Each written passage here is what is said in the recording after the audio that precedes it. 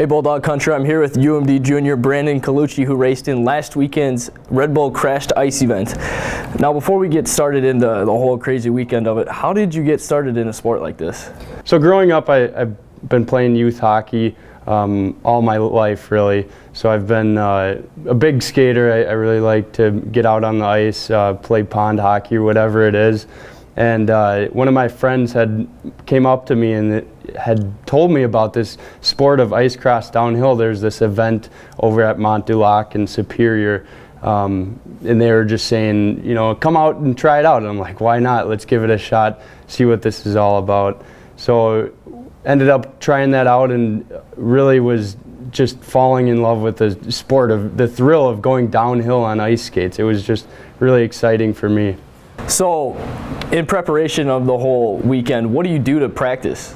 So with practicing, you know, it's really hard to prepare for an event like this. You know, you don't have a ice cross downhill course in the area. So the main things that you can practice with is rollerblading is big. I did a lot of rollerblading over the summer recreationally, and also going to skate parks, getting the whole rhythm and feel of the motion of the track going downhill and over jumps and turns, and also just general endurance, running, weightlifting, whatever it is. So that's really how I was training.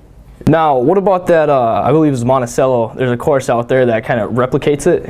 Yeah, so in Monticello, there's also this ice cross downhill track that it's really the only one in the nation that can resemble this ice cross downhill feel. So it's a track, so there's there's jumps and everything that replicates what it is like in St. Paul. So going out there was a great time to practice and get a feel for more of what I was going to see in St. Paul.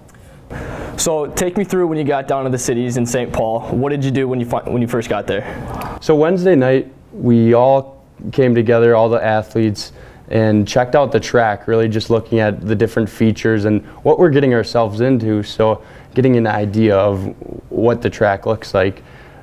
Thursday night, we actually were able to get some practice runs in and understand what the track is going to be like for the big show for us juniors on Friday night.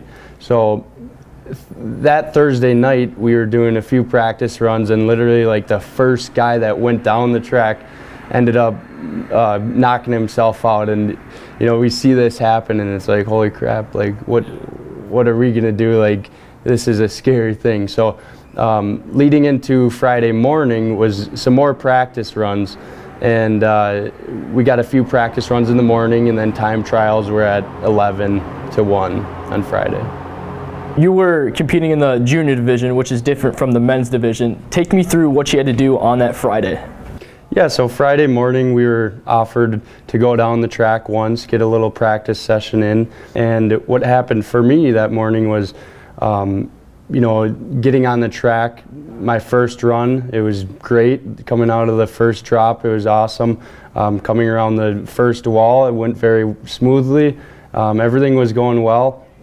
And I'm looking down the track, looking at this huge wall that you have to get over. And it was a big obstacle for most athletes on the course. So I'm focusing on trying to get over that thing. And coming down the track, they're going over the rollers, everything went well there. And I get to this tabletop, and this very last roller, it ended up I caught my foot on that roller, ended up twisting my foot pretty good, and ended up with a sprained ankle and quite a lot of pain that morning before the time trials. So that then made your time trial significantly harder, right? Definitely. My time trial, I still ended up skating after that injury, and skating on the foot was pretty tough. It was hard for me as I was going through a lot of pain, but it was exciting for me to still be able to go down the track and compete with other people with the time trials. What was the turnover time between your first practice run and your actual time trial? Well, after I got injured, I had about an hour to figure out if, can I skate on my foot? I went to see the trainer, and they were telling me that there could be a hairline fracture. This could be pretty serious. the trainer had told me that, I'm not going to tell you not to skate and I'm not going to tell you to skate, but it's really up to you to decide what you want to do.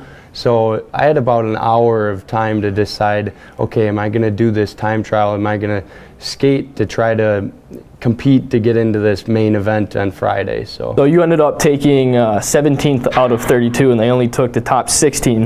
Unfortunate for you. So you were waiting there most of the day in the players' locker room, correct? So throughout the whole day, I was just waiting there because I knew that being at this 17th spot, there was a chance that someone could get injured throughout the day or not show. So there was a good opportunity for me to be skating in the Friday night still, even though I was still injured. And I ended up staying in the athlete tent throughout the whole day, just maintaining my foot, making sure I'm getting ice and the right attention that I need to help myself better prepare for the Friday night event.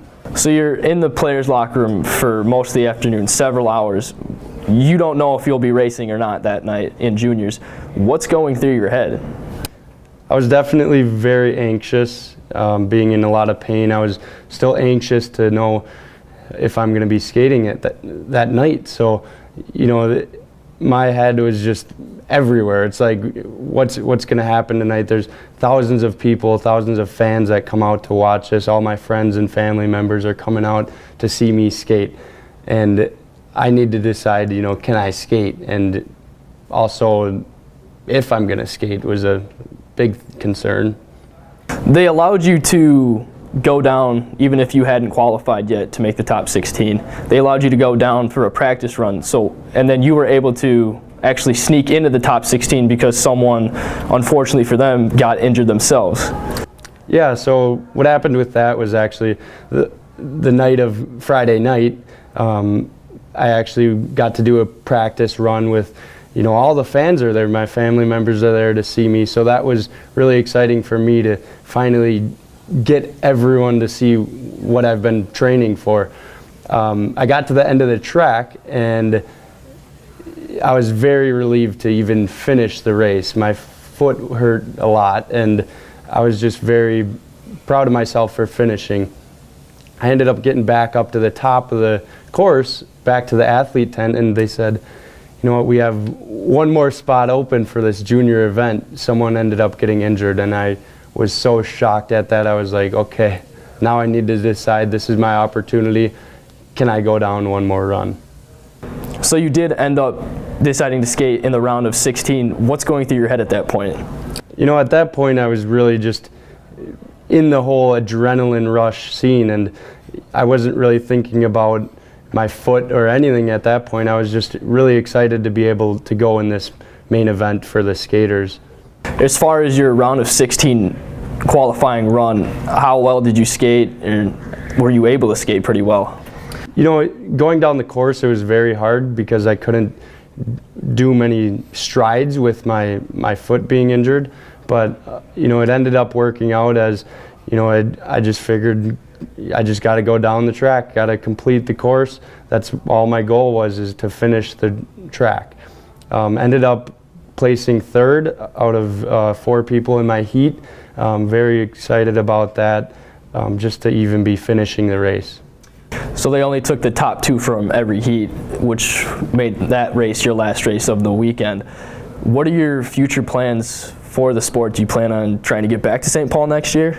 St. Paul next year is really going to be my goal for next year, is to skate in the men's event. I had the opportunity to this year, but with my injured foot, my qualifying time just didn't work out. So I'll be looking forward to skating in St. Paul and maybe even the other 4 locations next year.